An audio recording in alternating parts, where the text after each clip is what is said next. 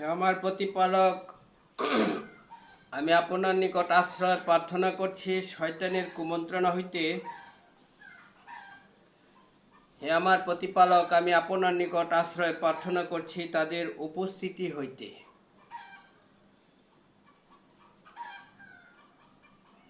সালামুন আলাইকুম, আপনাদের উপর শান্তি বর্ষিত হোক। কোরআন থেকে জানতে চাই, আমি মহিউদ্দিন।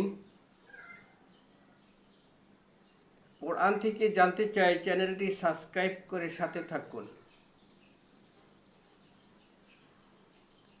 আমি এখন আলোচনা করব কোরআনের নামে মিথ্যাচার।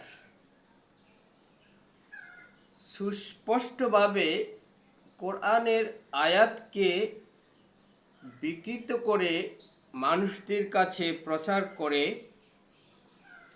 এই ধরনের কিছু আয়াত আমি আপনাদের সামনে পেশ করব।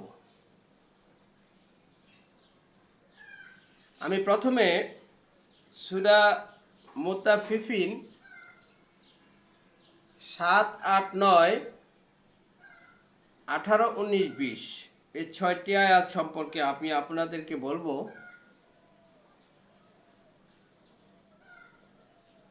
এই 6টি আয়াতের মধ্যে ইল্লিন এবং সিজ্জিন দুটি কিতাবের কথা বলা হয়েছে, দুটি পুস্তকের কথা বলা হয়েছে বা খাতার কথা বলা হয়েছে, যে যাই বলুন। এই খাতা বা বইয়ের মধ্যে আল্লাহ রাব্বুল আলামিন লিপিবদ্ধ করে রেখেছেন মানুষদের আমলনামা। একটু লক্ষ্য করবেন, আমি সুস্পষ্টভাবে বলছি, মানুষদের আমলনামা দুটি খাতার মধ্যে অর্থাৎ বইয়ের মধ্যে লিপিবদ্ধ করে রেখেছেন আল্লাহ রাব্বুল আলামিন। পাপী মানুষদের আমলনামা লিপিবদ্ধ করে রেখেছেন যেই বইটিতে, যেই খাতাটিতে, সেই বই বা খাতার নাম হচ্ছে সিজ্জিন। আর নেকি মানুষের আমলনামা লিপিবদ্ধ করে রেখেছেন ইল্লিন নামক বইটিতে। যেই বইটিতে লেখা রয়েছে নেকিদের আমলনামা, সেই বইটির নাম হচ্ছে ইল্লিন। আপনারা পড়ে দেখবেন সূরা মুতাফিফিনের 7, 8, 9 এই 3টি আয়াতে আল্লাহ রাব্বুল আলামিন বলেছেন যে নিশ্চয়ই পাপীদের আমলনামা রক্ষিত আছে সিজ্জিনে। সিজ্জিনটা কি তুমি জানো? একটা সিল করা খাতা বা বই। আর 18, 19, 20 এই 3টি আয়াতে আল্লাহ রাব্বুল আলামিন বলছেন যে নিশ্চয়ই নেকিদের আমলনামা রক্ষিত আছে ইল্লিনে। ইল্লিনটা কি তুমি জানো? একটা সিল করা বই। পরিষ্কার স্পষ্ট কথা। এই কথাকে মানুষ যারা বিকৃত করে, মানুষদেরকে ভুলভাবে উপস্থাপন করে, সে কথাটাই আমি আপনাদেরকে বলছি এই কারণে যে রসূল এই পৃথিবীতে আগমন করেছেন আর বলেছেন যে আমি সুস্পষ্ট সতর্ককারী মাত্র।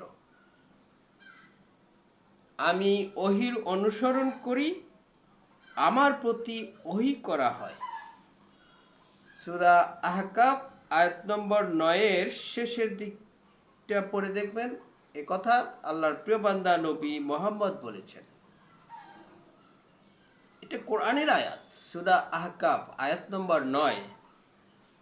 আবার রসুল বলেছেন বলে আপনারা মনে করেন না যে এটা কোরআনের নয়। আজকে এই কোরআনের বিধানকে মানুষের সামনে এমনভাবে উপস্থাপন করা হচ্ছে যে মানুষ বুঝতেই পারছে না কোনটা কোরআনের কথা আর কোনটা কোরআনের কথা নয়। তারা কোরআন এবং কোরআনের বাহিরে এই ধরনের কথাকে তারা পার্থক্য করতে পারছে না, এই কারণে যে তারা মানুষের সামনে কোরআনের আয়াতকে বিকৃত করে গোপন রেখে ভুলভাবে উপস্থাপন করে মানুষের সামনে উপস্থাপন করেন। সেই জন্য যে কথাটা বলছিলাম যে সূরা মুতাফফিফিনের যে ইল্লিন সিজ্জিন দুটি কিতাবের কথা, সেই কিতাবের মধ্যে তারা মিথ্যা কথা বলে যে সিজ্জিন নামক কিতাবকে তারা বলে জেলখানা। আপনারা লক্ষ্য করবেন, হয়তোবা অনেকে জানেন অনেকে জানেন না বিষয়টা। আপনাদের অবগতির জন্যই বলছি যে সিজ্জিন নামক কিতাবটা হচ্ছে পাপীদের আমলনামার বই। তাদের আমলনামা লেখা আছে সেই কিতাবে। তথাপি যারা বিকৃত করে মানুষদেরকে শোনায়, তারা বলে যে সিজ্জিন নামক একটা কারাগার, একটা জায়গা, সেখানে মানুষের আত্মা রাখা হয়। এটাই হলো তারা ভুল। তারা এই কোরআনের নামে মানুষদেরকে মিথ্যা কথা প্রচার করে মানুষের কাছে কোরআনের নামে। তারা বলে সিজ্জিনে একটা কারাগার, সেখানে আত্মা রেখে শাস্তি দেওয়া হয়, আত্মার শাস্তি দেয়। একটা ডাহা মিথ্যা কথা, কোরআনের নামে জালিয়াতি, কোরআনের নামে মিথ্যা কথা যেমনটি বলতো মুশরিকেরা, তারা সেই ভূমিকাই পালন করছে।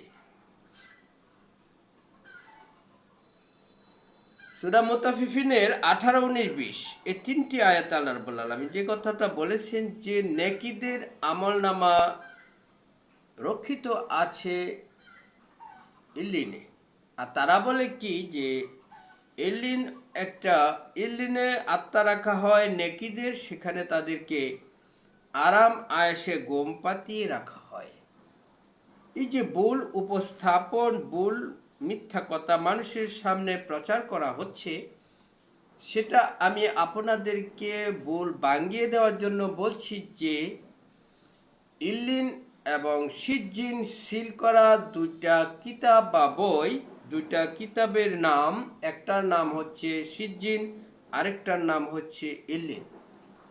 ইল্লিনে নেকীদের আমলনামা লেখা আছে আর সিজ্জিনে পাপীদের আমলনামা লেখা আছে।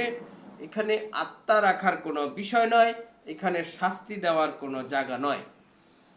যারা দুজুকে যাবে, যারা শাস্তি ভোগ করবে, যারা অপরাধী, তাদের আমলনামা, তাদের কর্মফল, তাদের যাবতীয় আমলনামা লেখা রয়েছে সিজ্জিন নামক খাতায় বা কিতাবে। আল্লাহ রাব্বুল আলামিন পরিষ্কার করে বলে দিয়েছেন যে এই কোরআন হলো সত্য। এটি এমন একটি কিতাব যার মধ্যে কোনো সন্দেহ নাই। এই সত্য দিয়ে তিনি মিথ্যার উপর আঘাত করেন, ফলে মিথ্যার মগজ বের হয়ে যায়, ফলে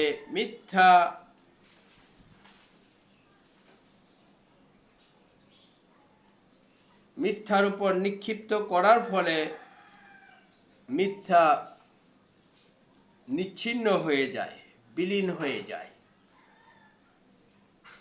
সূরা আম্বিয়ার 18 নম্বর আয়াত আপনারা পড়ে দেখবেন। তো এই কোরআনের যে সত্য কথাকে যারা গোপন রেখে মানুষের সামনে ভুলভাবে উপস্থাপন করে মিথ্যা বলে মানুষের সামনে উপস্থাপন করে মিথ্যা কথা বলে কোরআনের নামে, এ ব্যাপারে কোরআনে অনেক কথা বলেছেন আল্লাহ রাব্বুল আলামিন যে তারা কোরআনের আয়াতকে, কিতাবকে নিজের জিহ্বাকে বাঁকা করে পাঠ করে এমনভাবে যে মানুষ যেন বুঝতে পারে যে এটি কোরআনেরই কথা, আল্লাহর কিতাবের কথা, অথচ এগুলি কোরআনের কথা বা আল্লাহর কথা নয়। সূরা আল ইমরানের ৭৮ নম্বর আয়াতে আল্লাহ রাব্বুল আলামিন কথা বলেছেন। তো আমি এমনি করে আরো অনেক আয়াত আছে যেগুলি তারা মানুষের সামনে ভুলভাবে উপস্থাপন করে আর মানুষদেরকে কোরআন থেকে দূরে সরে রাখার জন্য চেষ্টা অব্যাহত রেখেছে। তারা মূলত মুশরিক, তারা মূলত কোরআন বিরোধী। যে কাজটি করেছিল আল্লাহর প্রিয় বান্দা নবী মুহাম্মদের আমলে মুশরিকেরা, যে কাবা ঘরের কাছে গিয়ে তারা শীষ দেওয়া, তালি বাজানো, এইগুলিকে তারা তাদের ইবাদত বা নামাজ বলে বিশ্বাস করত। আর তাদেরকে সেই কাবা ঘর থেকে সরানোর জন্য, তারা যে অপবিত্র, তাদের অপবিত্রকে পবিত্র থেকে সরানোর জন্য যে ব্যবস্থা গ্রহণ করা হয়েছে, আল্লাহ রাব্বুল আলামিন যে নির্দেশ দিয়েছেন সেটি ছিল যুদ্ধের মূল কারণ। সূরা তবার ২৮ নম্বর আয়াতে আল্লাহ রাব্বুল আলামিন বলেছেন তারা অপবিত্র, মুশরিকরা পবিত্র কাবাগরের কাছে যেন তারা এই বছরের পর আর আসতে না পারে। এভাবে আল্লাহ রাব্বুল আলামিন আল্লাহর প্রিয় বান্দা নবী মুহাম্মদকে নির্দেশ দিয়েছেন যে তারা যেন আসতে না পারে, সেই ব্যবস্থা গ্রহণের জন্য। সেই ব্যবস্থা গ্রহণ করার ফলেই যুদ্ধ সংগঠিত হয়েছিল। যুদ্ধের আরেকটি কারণ ছিল, সেটি হচ্ছে যে ঈমান আনার কারণে আল্লাহর প্রিয় বান্দা নবী মুহাম্মদ এবং তার সঙ্গী সাথীদেরকে তাদের বাড়িঘর থেকে বের করে দেওয়া হয়েছিল। সেই বাড়িঘর, সহায় সম্পদ পুনরুদ্ধারের জন্য যুদ্ধের অনুমতি দেওয়া হয়েছিল।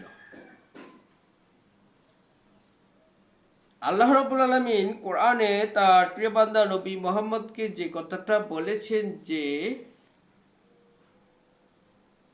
আপনি বলুন, আমি তো নতুন কোনো রসূল নই, আমি এও জানি না আমার এবং তোমাদের সাথে কি আচরণ করা হবে।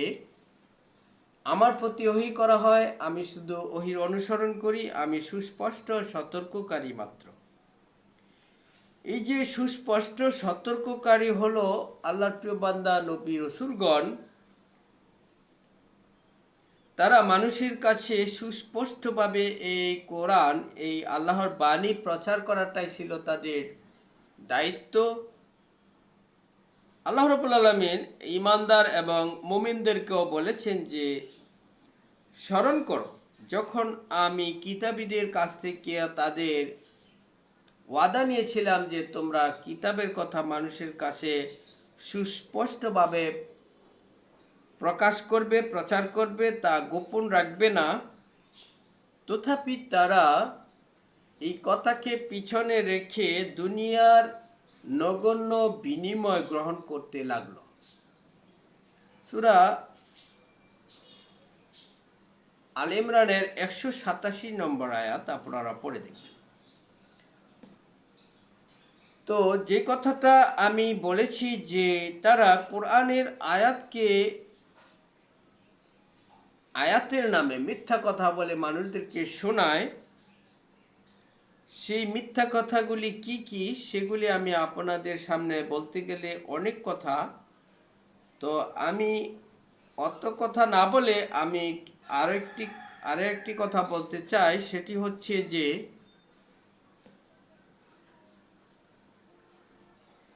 সূরা জুমার 3 নম্বর আয়াত, সেখানে আল্লাহ রাব্বুল আলামিন বলেছেন যে রসুল আমি পাঠিয়েছি তাদের জন্য, পাঠিয়েছি।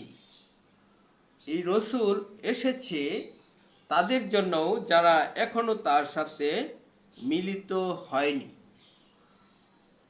অর্থাৎ পরবর্তী যে উম্মত, অর্থাৎ পরবর্তী যে মানুষ আসবে তাদের জন্য এই রসুলই আল্লাহ রাব্বুল আলামিন পাঠিয়েছেন। সূরা জুমা জুমআ আয়াত নম্বর 3, এই আয়াতটিকে বিশেষ করে যারা কাদিয়ানি, আহমদিয়া কাদিয়ানি, তারা ভুলভাবে উপস্থাপন করে মানুষের সামনে মিথ্যা কথা বলে। কীরকম মিথ্যা? তারা বলে যে তিনি, অর্থাৎ রসুল আবার আগমন করবেন তাদের জন্য যারা এখনো তাদের সাথে মিলিত হয়নি। আগমন করবেন কথাটা হলো ভবিষ্যৎ।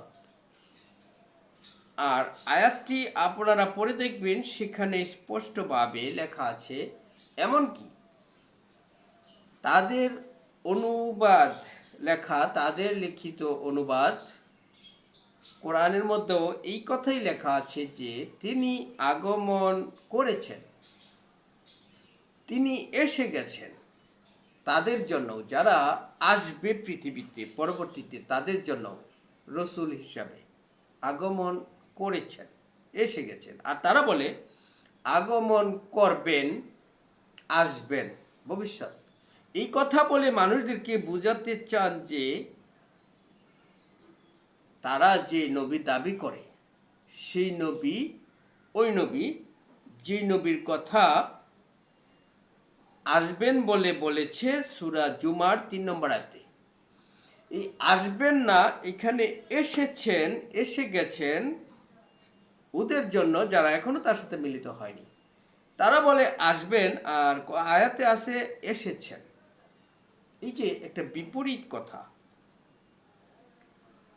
অতীত হয়ে গেছে যেটা এসে গেছেন, আর আসবেন মানে ভবিষ্যৎ আসবেন।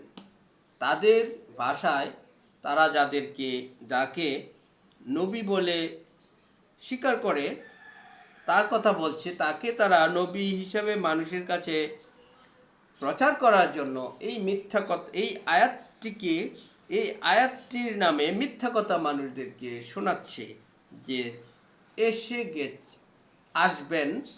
আর এসে গেছেন জিনিসটাকে তারা বলছেন যে আসবেন। তারা এই কথা বলে যে আসবেন বলতে উনি নন, যিনি এসেছিলেন তিনি নন, তার মতো একজন আসবেন, তার অনুসারী হুবহু সে যা করেছে তাই করবেন। এটা আবার হাদিসের দোহাই দিয়ে বলেন যে রসুল বলে গেছেন যে আসবেন, আমি নই, তবে আমার মতো। এইভাবে মানুষদেরকে ধোঁকা দেয় এবং ধোঁকা দেওয়ার চেষ্টা করে। এদের ব্যাপারে আল্লাহ রাব্বুল আলামিন কোরআনে সূরা বাকারার 9 নম্বর আয়াতে বলেছেন যে তারা আল্লাহ এবং ঈমানদারদেরকে ধোঁকা দিতে চায়। তারা যে নিজেদেরকে ছাড়া অন্য কাউকে ধোঁকা দিতে পারে না, এই কথাটাও তারা বুঝতে পারে না। তাদের মনে রোগ রয়েছে, সেই রোগ আল্লাহ রাব্বুল আলামিন আরো বাড়িয়ে দিয়েছেন। এই গেল সূরা জুমআর 3 নম্বর আয়াত। তারপরে আসুন সূরা আল ইমরানের 7 নম্বর আয়াতে আল্লাহ রাব্বুল আলামিন বলেছেন যে আমি রূপক কিছু আয়াত নাজিল করেছি, যেগুলির অর্থ বা ব্যাখ্যা আমি ছাড়া আর কেউ জানে না। যাদের মনে বক্রতা রয়েছে, ফিতনা ফাসাদের উদ্দেশ্যে তারা এই রূপক আয়াতগুলির অর্থ করে এবং ব্যাখ্যা করে ফিতনা ফাসাদের উদ্দেশ্যে তারা এই রূপক আয়াতের অনুবাদ এবং অর্থ করে মানুষদেরকে বিভ্রান্তি করে এবং কোরআনের নামে মিথ্যা কথা বলার জন্য। সূরা আলে ইমরানের ৭ নম্বর আয়াতে রূপক আয়াত বলতে ওই আয়াতকে বোঝানো হয়েছে যে আয়াতগুলি হচ্ছে অস্পষ্ট, এর অর্থ আল্লাহ ছাড়া কেউ জানে না। যেমন আলিফ লাম মিম তোয়া সিন ইয়াসিন হামিম, এই ধরনের আয়াতগুলি কোরআনের মধ্যে অনেক আছে। এই আয়াতগুলির ব্যাপারে আল্লাহ রাব্বুল আলামিন বলেছেন যে এগুলি হচ্ছে রূপক আর সুস্পষ্ট আয়াতগুলি হচ্ছে কোরআনের মূল বিষয়, যেগুলির অনুবাদ এবং অর্থ সমস্ত ভাষায় লেখা হয়েছে। সমস্ত ভাষাভাষীর মানুষই সেগুলি পড়তে পারবে, জানতে পারবে, বুঝতে পারবে। সূরা আলে ইমরানের সেই ৭ নম্বর আয়াতকে কাদিয়ানীরা রূপক আয়াতগুলির অর্থ মানুষদেরকে শুনিয়ে কোরআনের নামে মিথ্যাচার করছে। এই হলো দুটা দিক, যে একটা হচ্ছে সূরা জুমার ৩ নম্বর আয়াতের নামে মিথ্যাচার, আর সূরা আলে ইমরানের ৭ নম্বর আয়াতের অস্বীকার। আয়াতে বলা হয়েছে যে এই আয়াতগুলির রূপক আয়াতগুলির অর্থ বা ব্যাখ্যা আল্লাহ ছাড়া কেউ জানে না। এর আয়াতের অর্থ বা ব্যাখ্যা তারাই করে যাদের মনে বক্রতা রয়েছে, ফিতনা ফাসাদের উদ্দেশ্যে তারা এগুলি করবে এবং করছে কাদিয়ানীরা। এইভাবে কোরআনের অনেক বিষয়াদি আছে যা মানুষের সামনে উপস্থাপন করা হচ্ছে ভুলভাবে, মিথ্যাভাবে। আমি যদি এক এক করে এই আয়াত এবং বিষয়াদিগুলি আপনাদের সামনে তুলতে চাই তাহলে অনেক সময় লাগবে, তবে আমি এমনি করি, এইভাবে পার্ট বাই পার্ট আলোচনা ধারাবাহিকভাবে করতে থাকবো যদি আল্লাহ রাব্বুল আলামিন তৌফিক দেন। তারা কোরআনকে কিভাবে গোপন করছে, কোরআনের নামে কিভাবে মিথ্যাচার করছে, রাসূলের নামে মিথ্যাচার করছে, সেগুলি আমি আপনাদের সামনে সুস্পষ্টভাবে তুলে ধরব ইনশাআল্লাহ, যদি আল্লাহ রাব্বুল আলামিন তৌফিক দেন। আমি আপনাদের প্রতি আহ্বান করছি যে কোরআন থেকে জানতে চাই, এই চ্যানেলটি সাবস্ক্রাইব করে সাথে থাকুন। আমি সুস্পষ্টভাবে কোরআনের আয়াতকে যারা মিথ্যাভাবে প্রচার করছে তাদের মিথ্যাচারকে আমি সুস্পষ্টভাবে আপনাদের সামনে তুলে ধরার চেষ্টা করব। এই আশাবাদ ব্যক্ত করে আমি আমার আলোচনা এখানে শেষ করছি। আপনাদের উপর শান্তি বর্ষিত হোক।